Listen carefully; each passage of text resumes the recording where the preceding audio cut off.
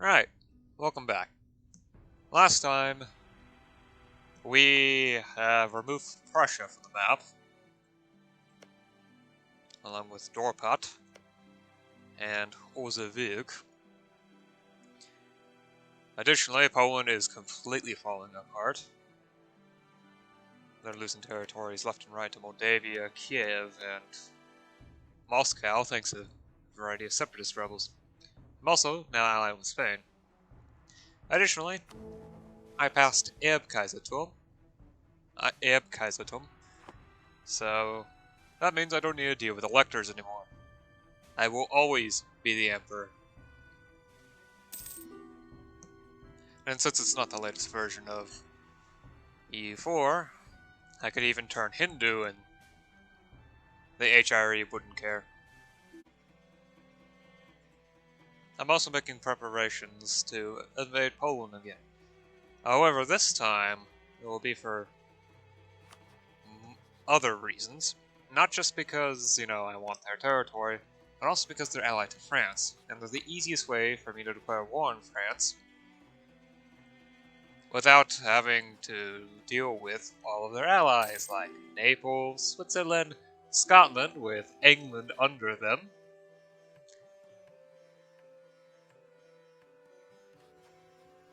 along with pretty much all of Ireland subjugated. Though not all of it.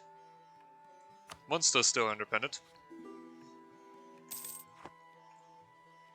The rest is divvied up between Scotland and Ireland, either directly or indirectly in the form of vassals. Although I think England's the one with all the vassals. Yeah. I just need to make sure Sweden and Estonia stop allying Poland before I declare war. I probably won't be able to get their help.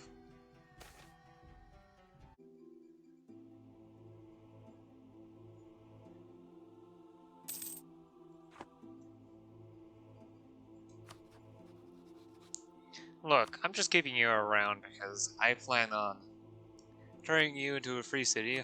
The next time someone decides, one of the 15 decide, oh hey, you know what would be nice? How about we turn it into a duchy and lose our free city privileges?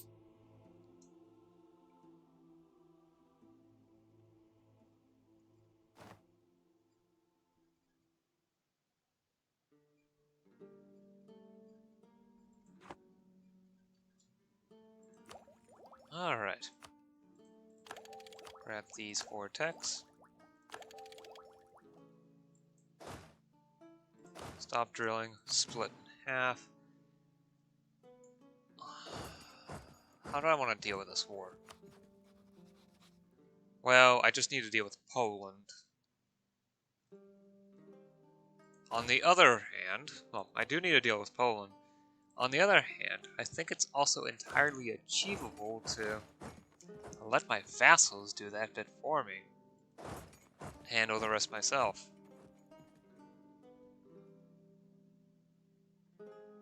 Yeah, let's do that then. Move up north.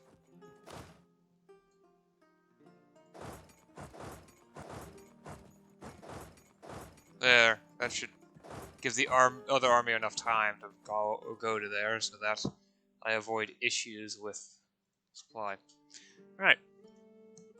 Constitution, 1689. William of Orange agreed to sign the Bill of Rights in order to receive the crown of England. In it, the powers of the monarchy were limited by a set of written rules, effectively creating the world's first constitutional monarchy. Admin efficiency +5. Either that or expansion capacity, depending on which name you prefer, because the game calls it both. National Bank. The expenses of fighting a modern war could easily bankrupt even a rich nation. When William III of England asked the merchants of London for another loan to fight wars, he was refused. He then made them an offer to incorporate them as governors of a national bank whose role was to issue permanent bonds to raise money for his war.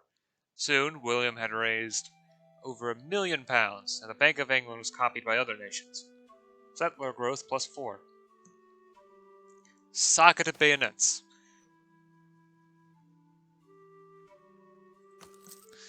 Early bayonets were deadly but unreliable, which was to be expected when one realizes they were simply knives tied to gun barrels with low-quality rope. As officers began to grasp how effective they could be, they ordered guns to be manufactured with special sockets in which a knife could be securely attached. This allowed for musketeers to serve as regular infantry, and even charged the enemy in a pinch. Land morale plus 0.25, maneuver value plus 10%, infantry shock plus 0.15, artillery shock plus 0.09. Although artillery shock is rarely useful, they barely deal shock damage even with pips, and shock damage only occurs on the front lines, even for artillery. Fire damage in the back lines only occurs for artillery too. There's a reason why you put artillery in the back row. They have the range to attack from there, while still being defended. And while it does mean that they can't do any shock damage, you don't put artillery in battle for the shock damage anyway. You would be crazy to do such a thing. Yeah, additionally, judging by the fact that they've had separatists running rampant across the country, I doubt Poland has the ability to fight off even my own vassals or allies. I don't need to influence it.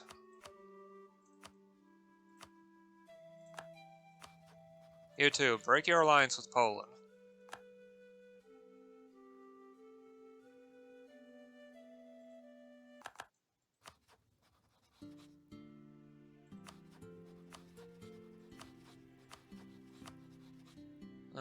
I can't send one right now, but I'll appease them later.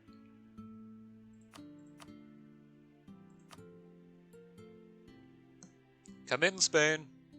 It's your turn for some fun. Fine, just walk to here then.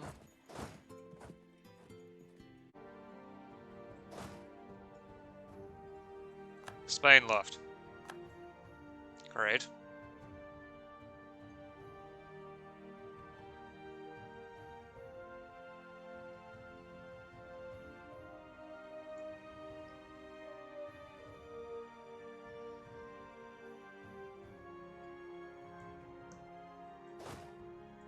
Well, there goes major distraction for France. Well, the main distraction. Yeah, we've fallen here. Okay.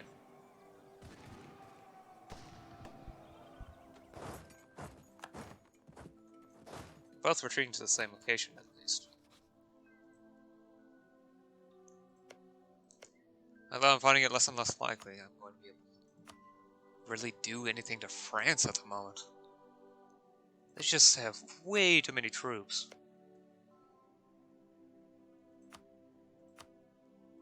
Thanks to their levies.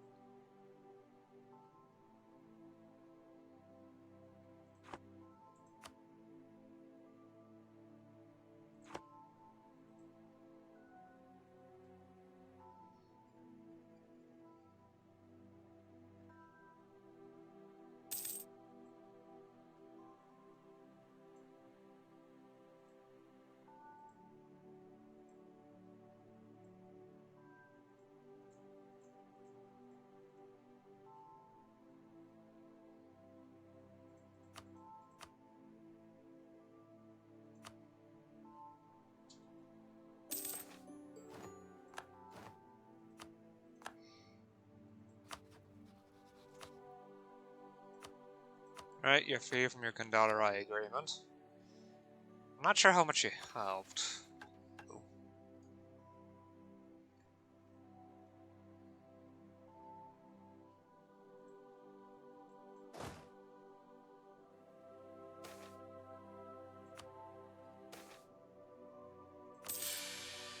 Oops. Too much loot. At least reinforce rate at peacetime is easy. Is really, really high.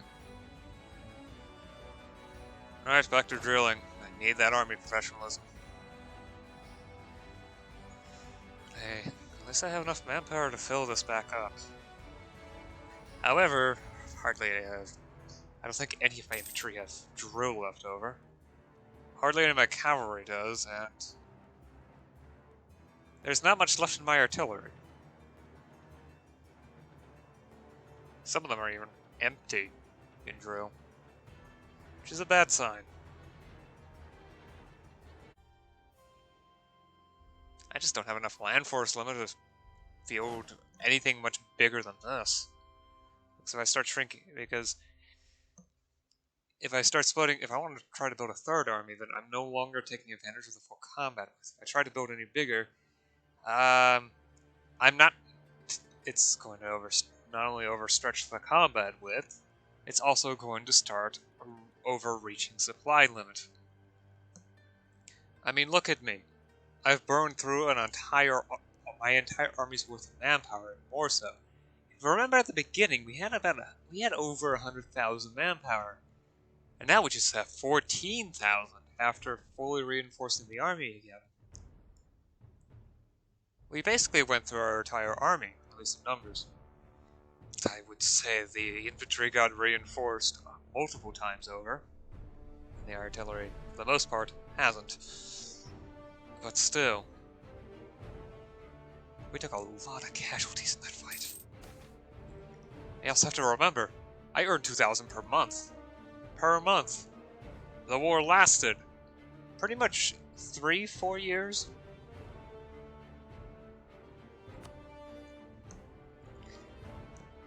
So additionally, in the process of that war, I have reinforced over 100,000 more manpower. Since, well, 2 years is 48 months, that's about 50. I can say more than 50. There's more than 50, so the number is greater than 50 times 2,000, and 50 times 2,000 is 100,000. Yeah, so I've reinforced at least 200,000 manpower over the course of the war. At least. It's almost certainly more than that. Quite possibly 250,000.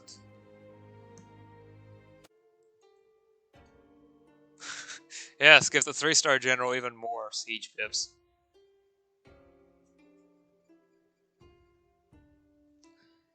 Although eventually when I go to war, I'm going to need a second general. I find it unlikely that I'm going to be able to raise my army tradition even higher. At least not anytime soon. Let's get this set up. There we go. Alright, with leadership ideas giving me +1 in every pip. And 90 army tradition. Let's see what comes out of this.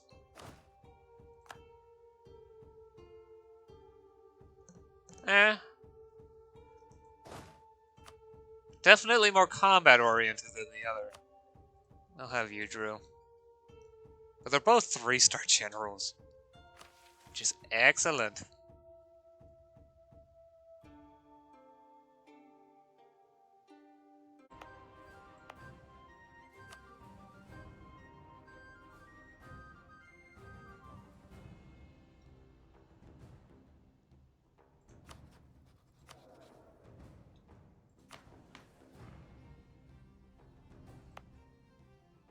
I wonder how much air power this province has. 68.8.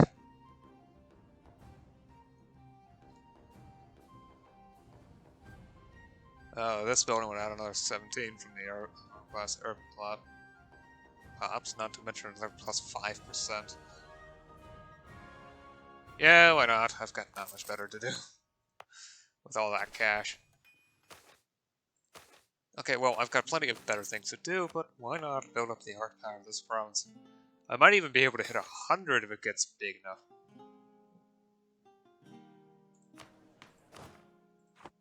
Not what I'm looking for. I'm looking for this.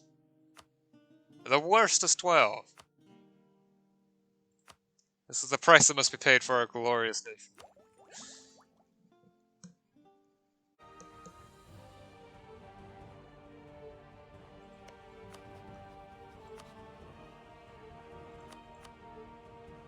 My normal allies find this to be too far away. I wouldn't blame them. However, Sweden and Estonia are both very willing to help. So, let's go.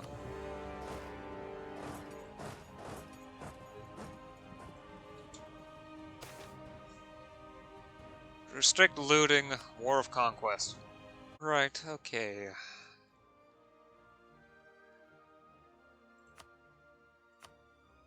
Ooh, war ups too? But not more. I'm okay with this.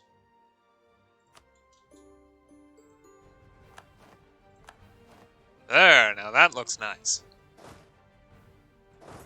Right, head back. We don't need to loot Moscow. Ha! I actually did it this time. Right. So we'll decrease cost by 25%. Double points won't over the limit, but that doesn't matter, because I can always just spend it without losing it. Grab... Yeah, trade. See how many of these I can pick up.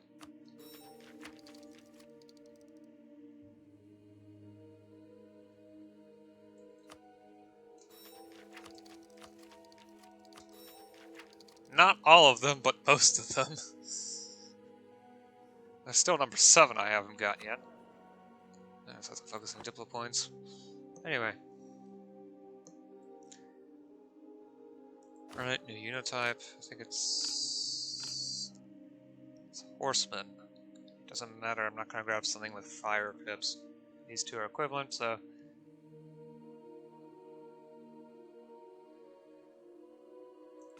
SARS.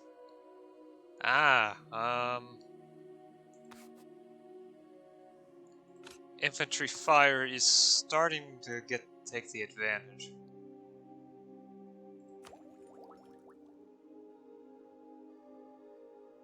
Though I doubt we'll ever really overcome shock value.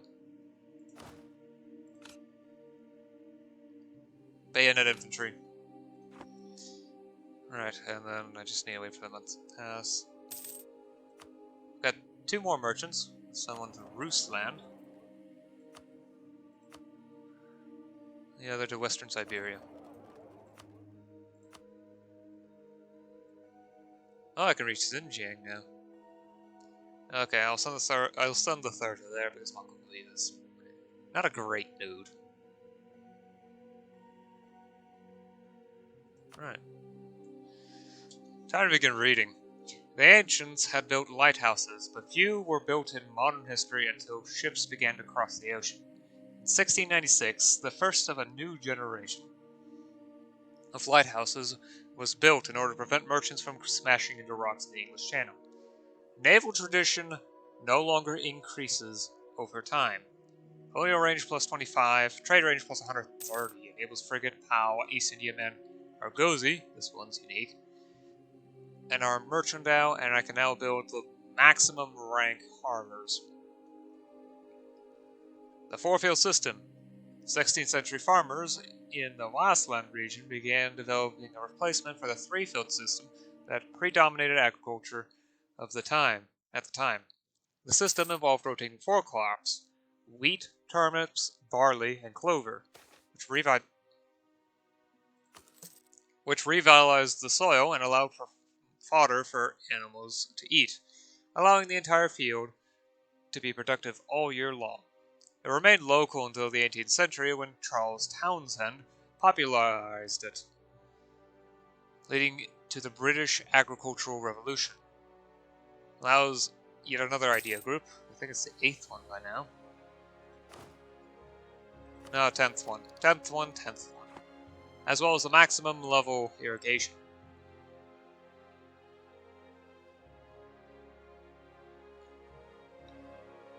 Next is the mill tech. When you know, the game decides to process the fact that I clicked OK. There we go.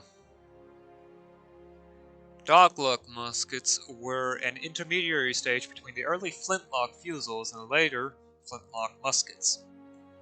Although only a few armies adopted them as their official weapons, shorter doglock carbines became especially popular among cavalrymen. Cavalry fire plus 0.12, artillery fire plus 0.8. Yeah, more artillery fire. And cavalry shock plus 0.2. Enables carbineers. Enables armblock cavalry. Well, medium SRs, bayonet infantry, Swedish Carolinians, line infantry, Prussian Frederikian infantry, irregular skirmishers, Austrian Grenzers, and Quebecois Voyager militia. No points for guessing which countries the unique units apply to. Alright, time for various trade ideas now. An entire year of this. Alright, national trade policy. By adopting a national trade policy, we can strengthen our commercial presence and increase the effectiveness of our trade. Trade efficiency plus 10%. Shrewd commerce practice allows us to make more use of more refined trading practices, giving our merchants the upper hand over our competitors, plus 10% global trade power. Merchant adventurers allows us to make use of the numerous traders lusting for fame and fortune, eager to offer such services, for a chance to search and explore new trade routes.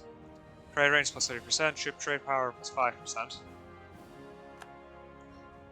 Free trade. The current merchant families are seeking to ensure that the trade privileges remain their exclusive preserve, but we are unwilling to do so and will allow the growth of the current merchant class plus per merchant.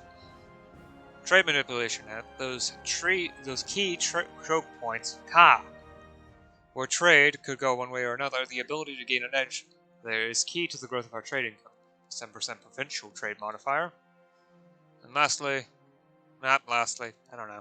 Colonies are no good unless we can get the products home to the mother country. We must expand our merchant class to ensure that happens. Plus 1 merchant.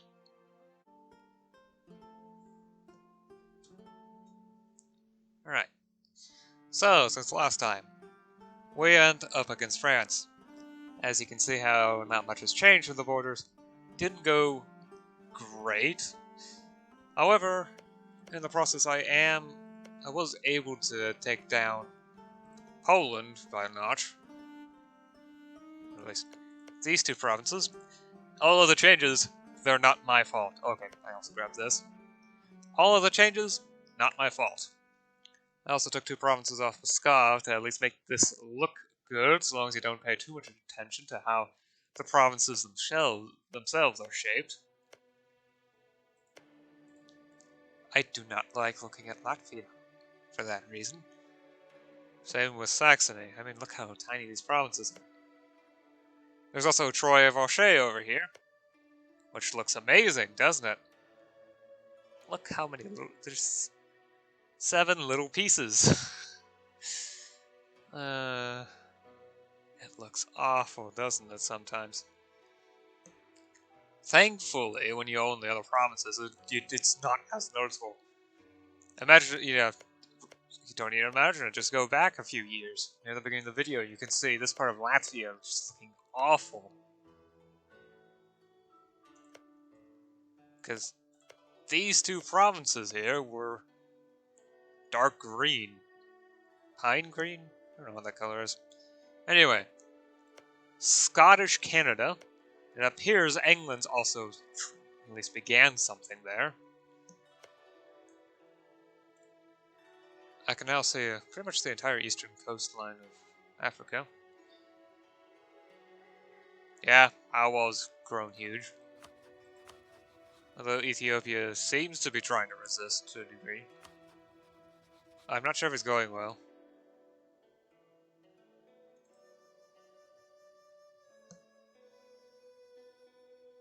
Not much difference here. I still can't see Japan, so I don't know what's going on over there. Likely nothing fun. I've also, about a year and some months ago, unlocked trade ideas, and I'm already almost finished. I sent those 2 traders to Rusland, so that more of the trade in Rusland flows to Ruthenia, and to Western Siberia, so more of the trade in Western Siberia flows to Rusland. I plan on sending the last of the merchants that I will obtain this way, well, from the trade ideas, to Xinjiang, because I get one as a finisher effect for trade ideas.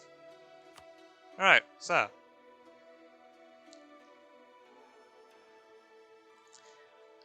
Okay, I'll see you again next time. Until then, bye.